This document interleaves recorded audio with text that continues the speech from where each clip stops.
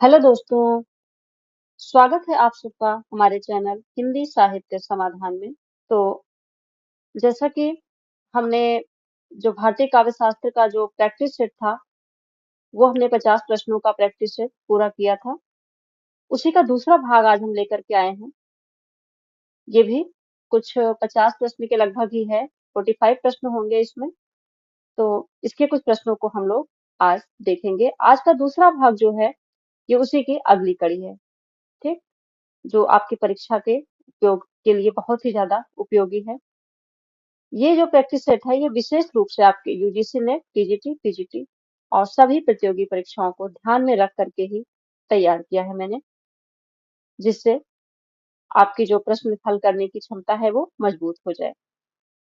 तो सभी प्रश्नों को आप लोग ध्यान पूर्वक समझते हुए उत्तर देंगे और अपना मूल्यांकन भी करेंगे। ठीक, और ये भी बता दूं आप लोगों को कि इस पूरे प्रैक्टिस सेट की जो पीडीएफ है, वो आपको वीडियो के डिस्क्रिप्शन में उपलब्ध करा दी गई है। ठीक, जिसे आप वहां से जा करके डाउनलोड कर सकते हैं और फिर उसे निकाल करके अभ्यास कर सकते हैं।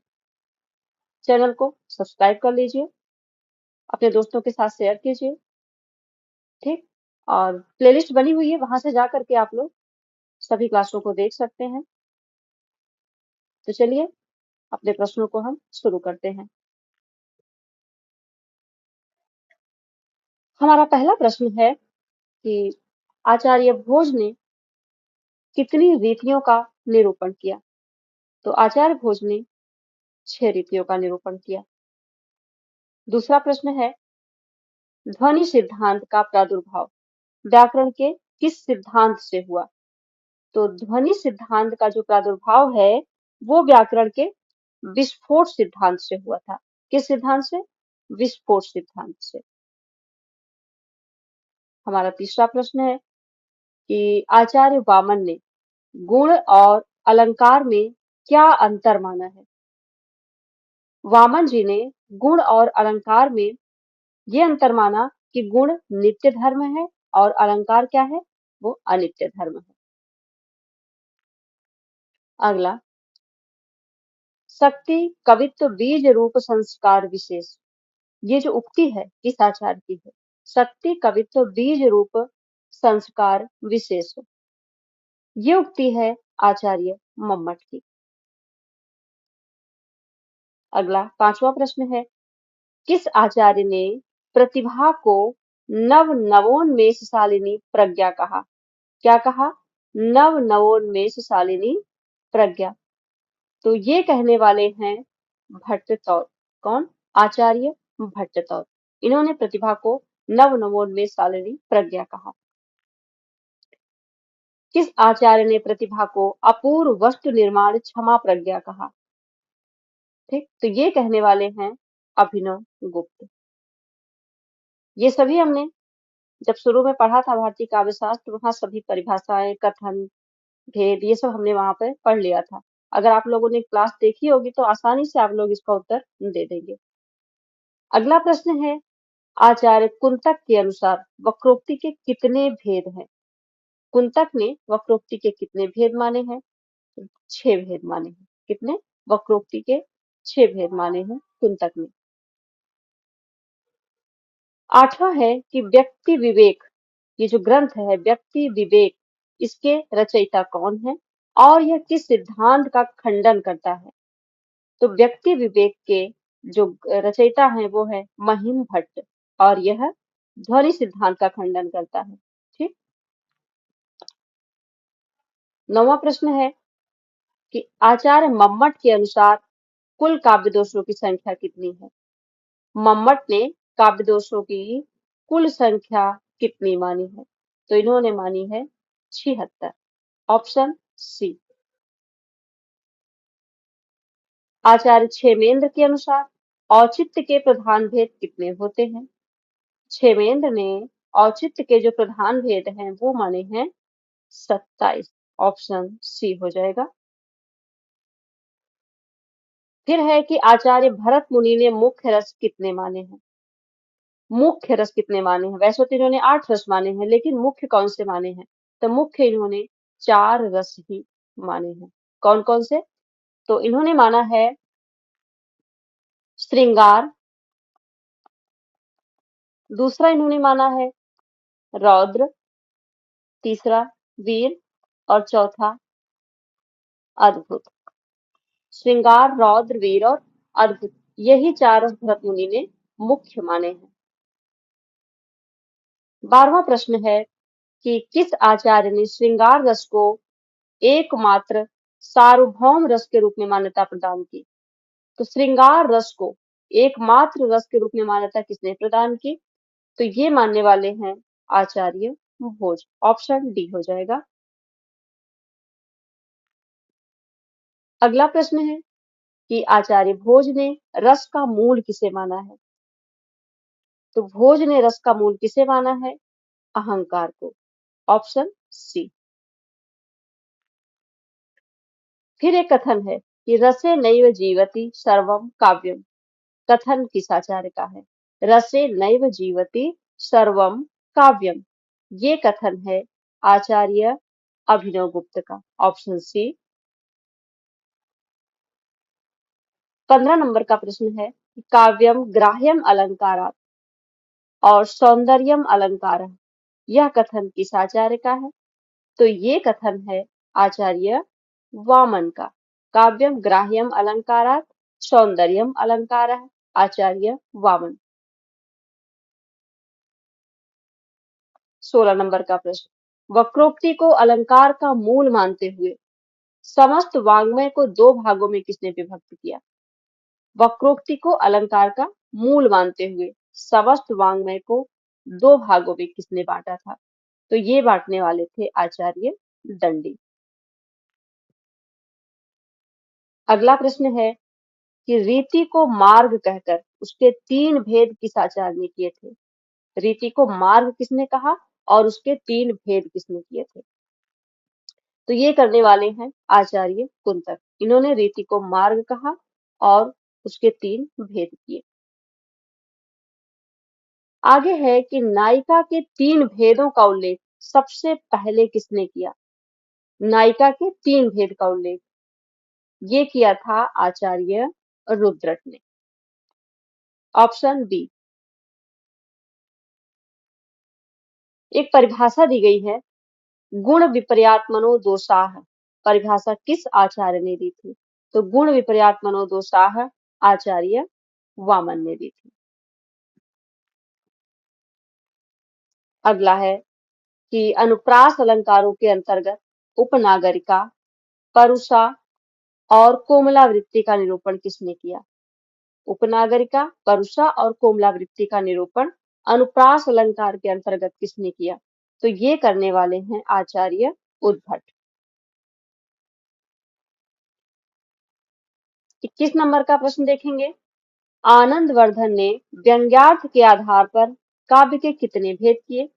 आनंदवर्धन ने व्यंग्यार्थ होगा यहाँ पर, व्यंग्यार्थ के आधार पर काव्य के कितने भेद किए हैं? तो इन्होंने तीन भेद किए हैं। Option B.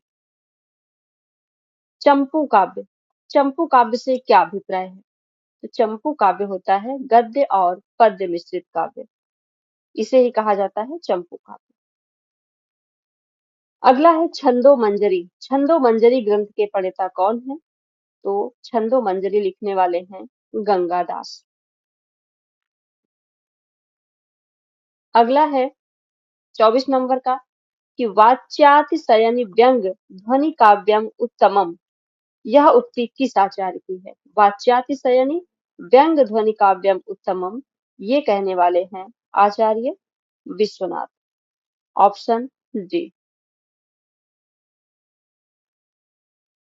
आगे, भट्टनायक के अनुसार काव्य के तीन व्यापार कौन कौन से हैं? भट्टनायक के अनुसार पूछा है काव्य के तीन व्यापार कौन कौन से हैं? तो ये हो जाएंगे अभिधा, भावकत्व और भोग। फिर है कि पीपर पात सरिसमन डोला, प्रयुक्त अलंकार क्या है? इसमें कौन सा अलंकार होगा? तो इसमें हो जाएगा उपमा अलंकार। बालक का मन फूल जैसा है, इसमें उपमान कौन सा है? बताना है कि इसमें उपमान क्या है? तो इसमें उपमान हो जाएगा फूल। कैसा है? फूल जैसा है। फूल से उपमा दी जा रही है, तो फूल क्या है? उपमान है। योद्धा सिंह समान गरज उठा, इसमें वाचक शब्द बताना है। योद्धा सिंह समान गरज उठा, वाचक शब्द क्या है? वाचक हो जाएगा समान।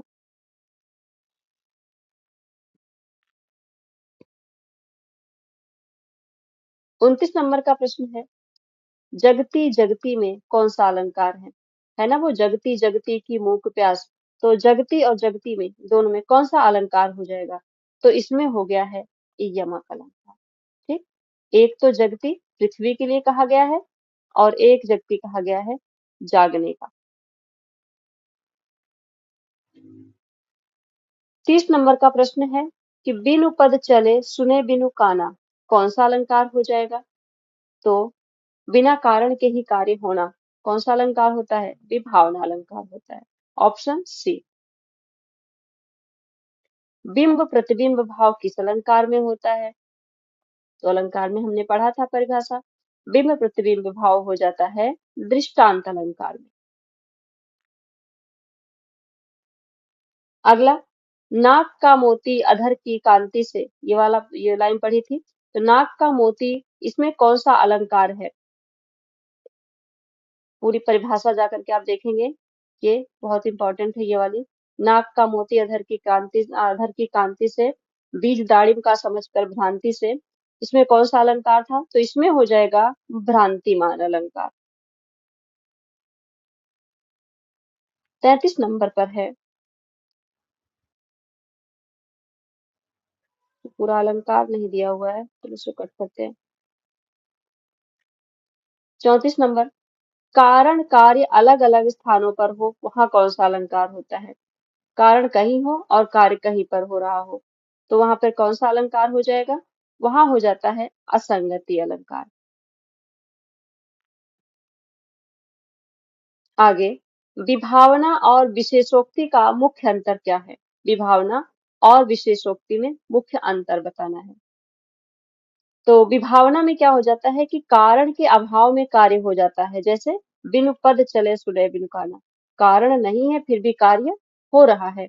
और विशेषोक्ति में क्या हो जाता है कि कारण होते हुए कार्य नहीं होना, कारण है फिर भी कार्य नहीं हो रहा है। ठीक, जैसे पानी बिच मीन प्यासी, पानी है फिर भी मीन मछली प्यासी है, तो यहाँ पर विशेषोक्ति हो जाएगा। और बिनु पद चले सुने बिनु काना विभावना हो जाएगा। अगला, न रसादृते कश्चित अर्थ प्रवर्तते, न रसादृते कश्चित अर्थ प्रवर्तते, ये किस आचार्य का कथन है? तो ये है आचार्य भरत मुनि का। अगला, आचार्य शुक्ल के अनुसार लोक हृदय में लीन होने की दशा क्या है? लोक हृदय में लीन होने की दशा है रस दशा। ऑप्शन सी हो जाएगा सही। 38 नंबर, भरत मुनि के अनुसार रस, गुण, दोष और अलंकार की सही संख्या बतानी है। कितने रस माने हैं, कितने गुण माने हैं, कितने दोष माने हैं और कितने अलंकार माने हैं भरत मुनि ने? तो रस माना है इन्होंने 8, गुण माने हैं 10, दोष भी माने हैं 10 और अलंकार माने हैं 4। ठीक, अलंकार 4 माने हैं, उपमा, रूपक, दीपक और यमक। तो सही संख्या इनकी ये है, रस 8, गुण 10, दोष भी 10 और अलंकार 4। Option B. 29 नंबर पे, लोकोत्तर चमत्कार प्राण किसे कहा गया है? तो लोकोत्तर चमत्कार प्राण कहा गया है रस को। आनंदवर्धन ने रस को किस ध्वनि के अंतर्गत माना है? आनंदवर्धन ने रस को असंलक्ष्य क्रम व्यंग ध्वनि के अंतर्गत माना है। असंलक्ष्य क्रम व्यंग ध्वनि।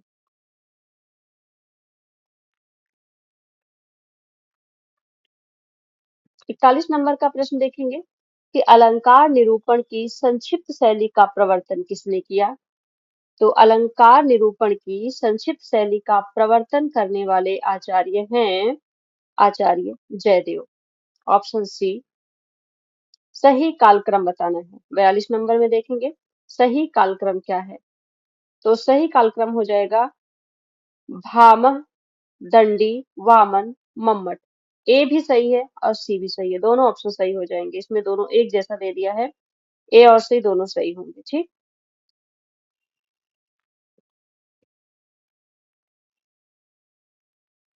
हाँ। भामा छठवीं, दंडी सातवीं, वामन नौवीं, मम्मट 10वीं या 11वीं। 43 नंबर का प्रश्न है तन्मयतावाद के प्रतिष्ठापक कौन है। तो तन्मयतावाद के प्रतिष्ठापक हैं अभिनव गुप्त। Option D. ध्वनि प्रस्थापन परमाचार्य। ध्वनि प्रस्थापन परमाचार्य किसे कहा जाता है। तो ये कहा जाता है आचार्य मम्मट को। ध्वनि प्रस्थापन परमाचार्य नाम से आचार्य मम्मट जाने जाते हैं। अगला प्रश्न है कि लाटानुप्रास संबंधी कथन कारण प्रश्न में सही विकल्प कौन सा है। कथन और कारण दिया ही नहीं है, प्रश्न पूछ लिया है, इसलिए ये भी प्रश्न गलत हो गया। ठीक। तो 44 प्रश्न हमने देखा।